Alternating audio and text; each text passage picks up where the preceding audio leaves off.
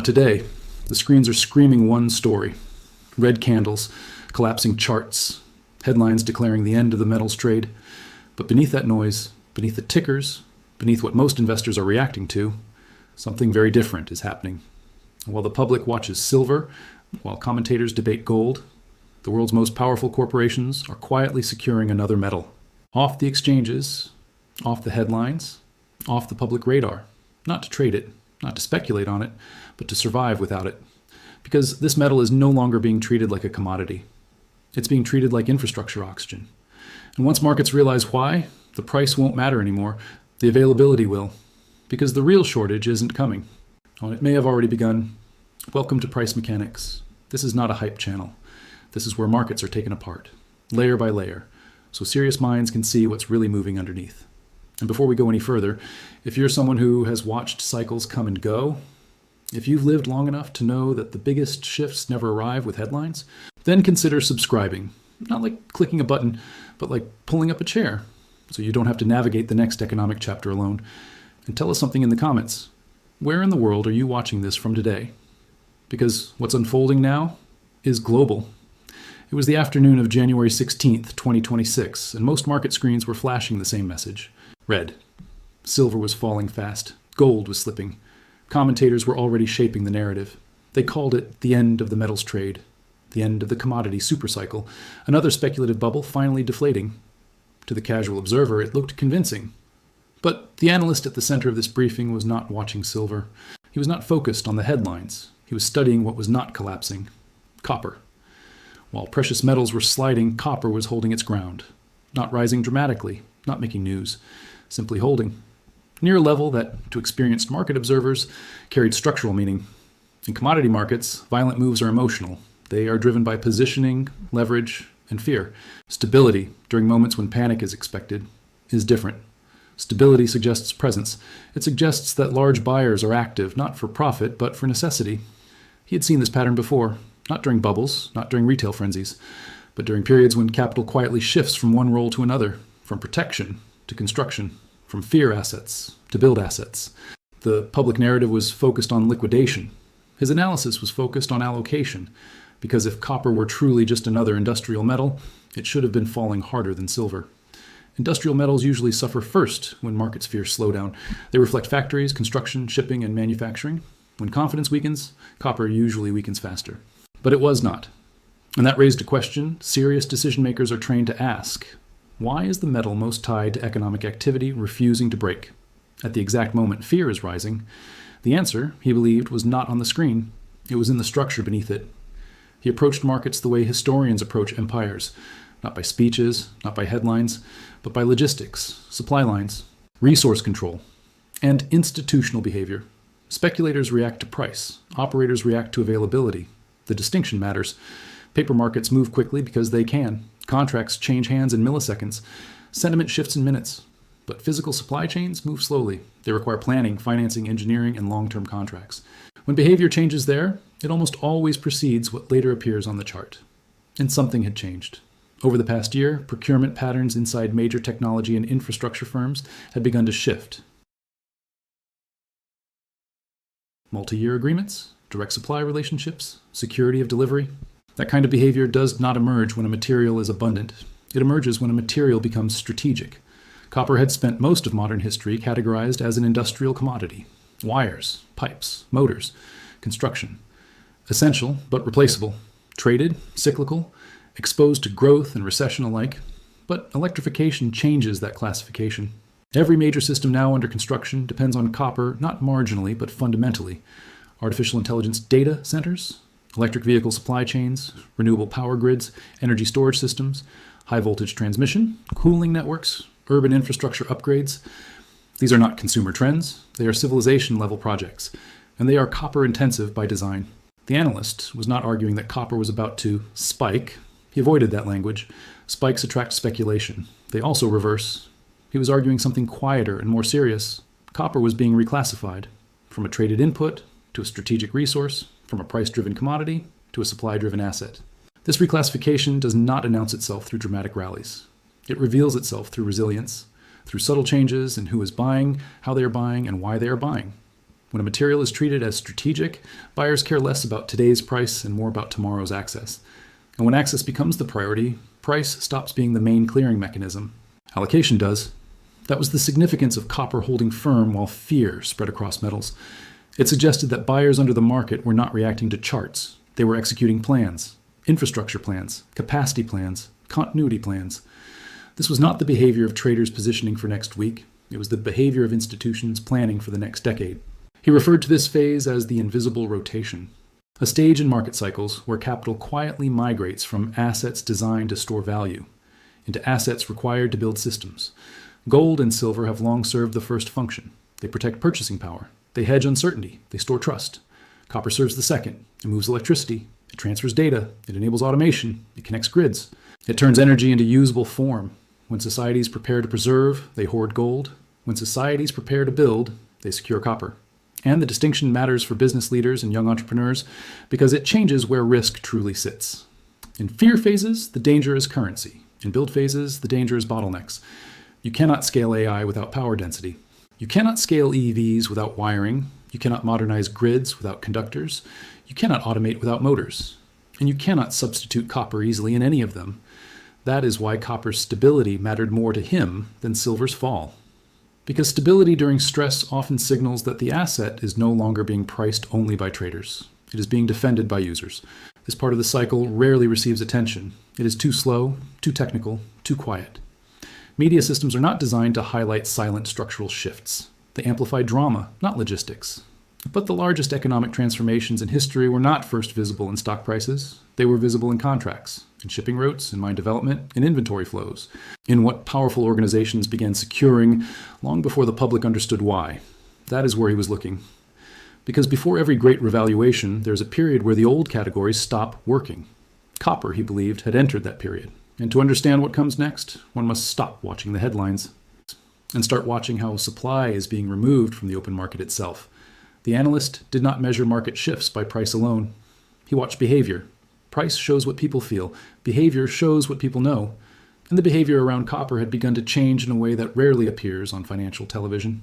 Large technology and infrastructure firms were no longer acting like buyers in a marketplace. They were acting like planners in a supply war. Instead of relying on daily prices, they were moving upstream, away from exchanges, away from spot contracts, away from short-term sourcing, toward long-term procurement agreements that locked in future delivery.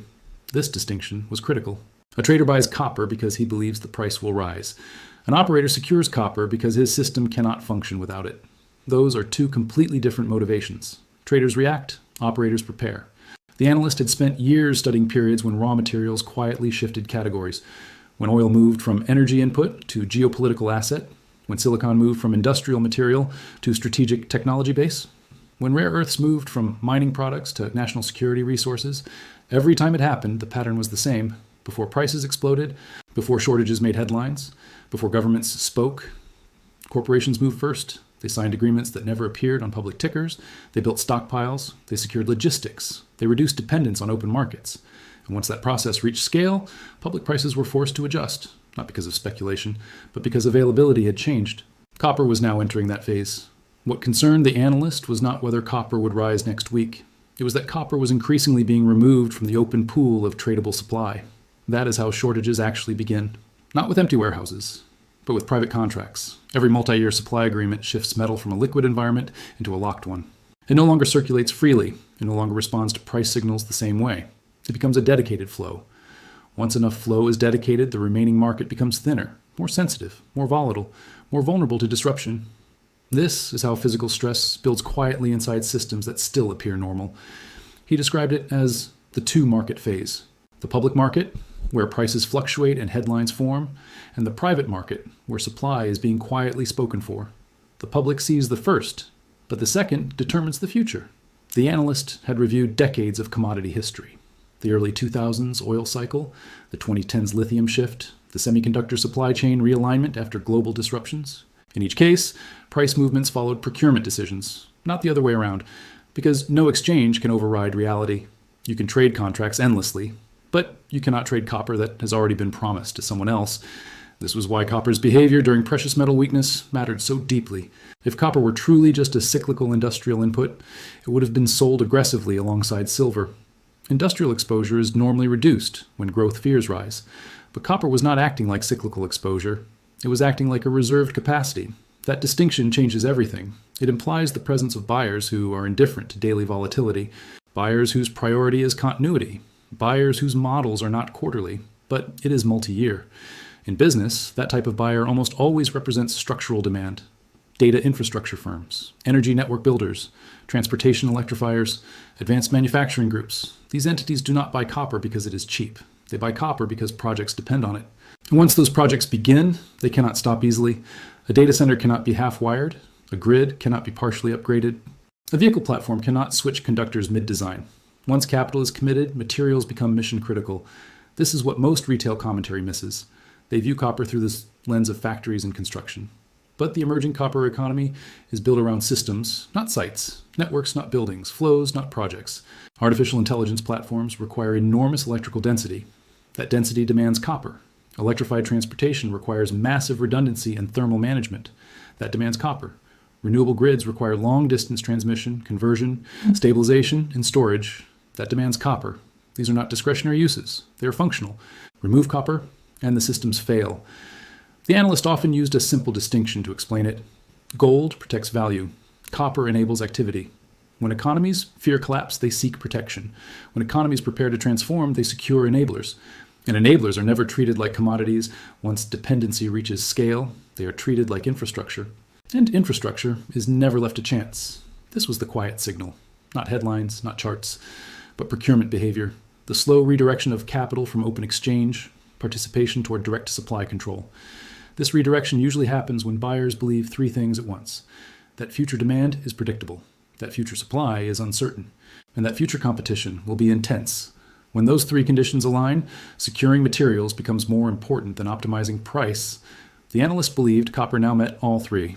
Electrification policy was long dated. Technological build-outs were already financed. Mining expansion timelines were measured in decades, not years. And corporate competition in AI, energy, and automation was accelerating. This meant that access risk was rising. And access risk changes how markets function. Because once enough participants stop acting like buyers and start acting like acquirers, the visible market ceases to represent the real one. What remains on the exchange is residual supply. And residual supply is never where pricing power belongs. Pricing power moves to whoever controls flow. That was the transition he believed was underway. And it explained why copper's stability during broader metals weakness was not a coincidence. It was a symptom of a market where marginal sellers are being met by non-marginal buyers. Buyers who do not retreat. Buyers who do not chase. Buyers who simply absorb, quietly, persistently, strategically. And this is always the most dangerous phase for those relying only on screens, because by the time the screen reflects the shift is already complete. To understand where this leads, he argued, one must move beyond individual markets and examine the macro signal that has historically revealed these rotations before they become obvious. Not a headline, not a forecast, but a ratio. One that measures whether the capital is seeking shelter or seeking to build. The analyst did not rely on single markets to understand large shifts. He watched relationships. Because major economic transitions rarely appear first in price. They appear in preference. What capital chooses to hold, what capital chooses to abandon, and what capital begins to prioritize. One of the oldest and most revealing relationships in economic history sits quietly in the background of global markets. Copper versus gold, not as a competition, but as a diagnostic. Gold represents preservation. It is chosen when trust weakens, when systems feel fragile, when wealth seeks shelter rather than expansion. Copper represents deployment. It is chosen when systems are being built, upgraded, or extended. Gold protects what exists. Copper enables what comes next. The analyst described their relationship as an economic seesaw. When uncertainty dominates, weight moves toward gold. When construction dominates, weight shifts toward copper. The seesaw has tracked major historical phases with remarkable consistency. During long stagnations and crises, gold dominates. During industrial build-outs, technological revolutions, and infrastructure booms, copper slowly takes the lead. And those shifts do not begin with public excitement. They begin with quiet rebalancing. The analyst had spent years reviewing these transitions. The electrification of cities, the post-war rebuilding era, the digital hardware boom. In each case, copper demand did not surge suddenly. It accumulated. Gold often moved first during the fear phase. Copper followed when fear gave way to planning. What made the current environment unusual was not that copper was rising. It was that copper was strengthening while fear narratives were still dominant. Silver and gold were being treated as emergency hedges. Their volatility reflected emotional capital, quick money, defensive positioning, risk management trades. Copper, by contrast, was being treated as a requirement. This distinction was visible not only in price behavior, but in relative performance. Copper was no longer weakening when fear rose. It was resisting. And resistance during fear is one of the rarest signals in macro markets, because it suggests that some demand is no longer cyclical. It has become operational. The analyst emphasized that this did not mean fear had vanished. Financial systems were still fragile. Debt levels were still elevated. Growth risks were still real. But it meant that alongside fear, another force had emerged: preparation. Modern economies were not only worried about collapse, they were investing in reconfiguration, artificial intelligence infrastructure, energy system redesign, transportation, electrification, automation expansion, grid modernization. These projects do not pause simply because sentiment weakens. Once begun, they generate internal momentum, timelines, contracts, employment, political commitments, corporate competition. Together, these forces transform raw materials from optional inputs into strategic requirements. That transformation alters capital behavior. Gold continues to serve its function, but it stops being sufficient. Protection alone cannot power data centers. Preservation alone cannot run grids. Hedging alone cannot build networks. At some point, capital must move from safeguarding value to enabling function. That is the moment copper enters the strategic frame. The analyst warned that many investors misunderstand this transition. They expect a visible turning point, a dramatic announcement, a clear signal. But macro rotations rarely announce themselves cleanly. They overlap. Fear and build-out coexist. Gold rallies even as copper strengthens.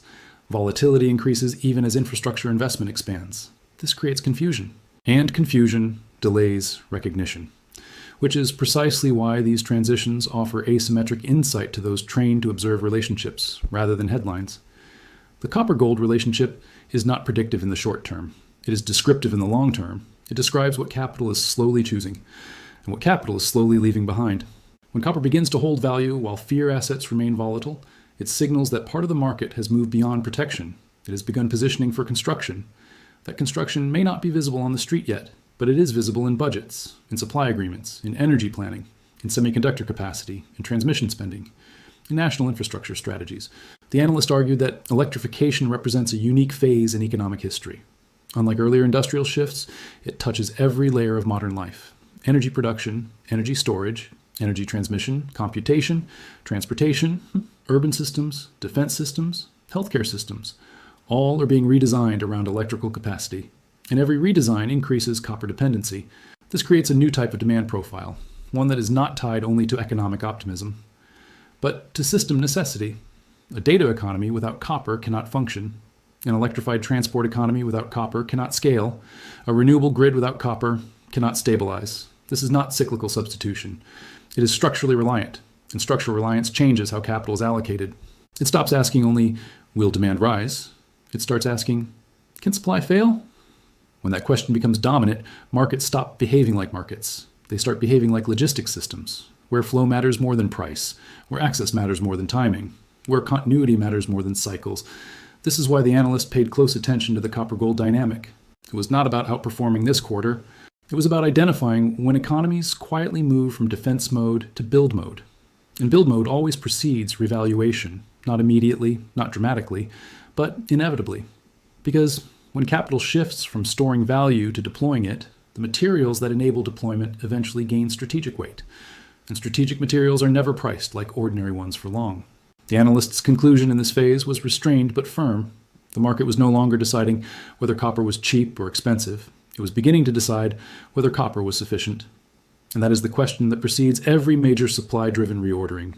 To answer that question, one cannot rely on ratios alone. One must examine the math, not forecasts, not narratives, but physical constraints, lead times, and the reality of how quickly new supply can actually appear.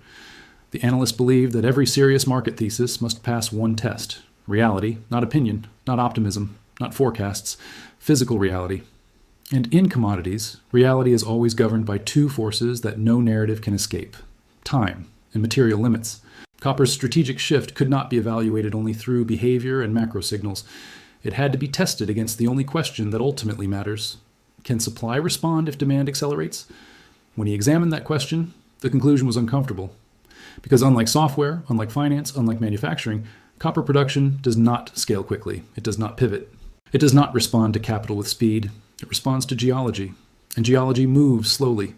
The modern public often assumes that higher prices automatically create more supply. That belief comes from industries where output can be expanded by adding factories, machines, or labor. Mining is different. Before a single ton of copper reaches the market, years have already passed. First comes discovery, then drilling, then feasibility studies, then environmental assessments, then permitting, then financing, then construction, then infrastructure, then workforce development, then testing, then ramp up. Even under ideal conditions, the process from discovery to full production often takes more than a decade. In many regions, it takes longer. This timeline does not shrink when prices rise. In fact, it often expands. Because as ore quality declines, technical complexity increases. The analyst had studied production data across multiple decades. One trend stood out with consistency. Copper is becoming harder to extract. Average ore grades have fallen significantly over the last 25 years. That means mining companies must move more earth, consume more energy, process more material, and invest more capital just to produce the same amount of metal. This is not a temporary issue. It is the natural outcome of long extraction history. The easiest copper has already been taken. What remains is deeper, more dispersed, and more expensive. This has three consequences. First, production costs rise. Second, development timelines lengthen. Third, supply becomes less responsive to price. These consequences matter because electrification-driven demand is not marginal. It is additive. Electric vehicles do not replace wiring needs. They multiply them. Data centers do not replace grid demand. They intensify it. Renewable systems do not reduce transmission complexity. They expand it. Each new system layer compounds copper usage. The analyst constructed his assessment not from projections, but from application math. A conventional vehicle uses limited copper. An electric vehicle uses several times more. Charging infrastructure multiplies that again. Grid reinforcement multiplies it again. Storage systems add further load. Now extend that across global transportation fleets. Then add artificial intelligence buildouts. Each large-scale data facility requires extensive internal distribution, cooling, redundancy, and connection, all copper-intensive. Then add national grid upgrades, then renewable installations, then urban electrification programs, then industrial automation. What emerges is not a spike. It is a slope, a sustained compounding slope. Demand that grows not because of consumer desire, but because system architecture requires it. The analyst was careful not to exaggerate. He acknowledged that economic slowdowns could reduce short-term usage. Recessions can delay projects. They can pause construction. They can compress budgets. But they cannot eliminate structural redesign. Energy systems cannot revert. Transportation policy cannot be reversed easily. Digital infrastructure cannot downscale once embedded. Delays slow demand. They do not erase it. And delays on the demand side often create an even greater problem on the supply side.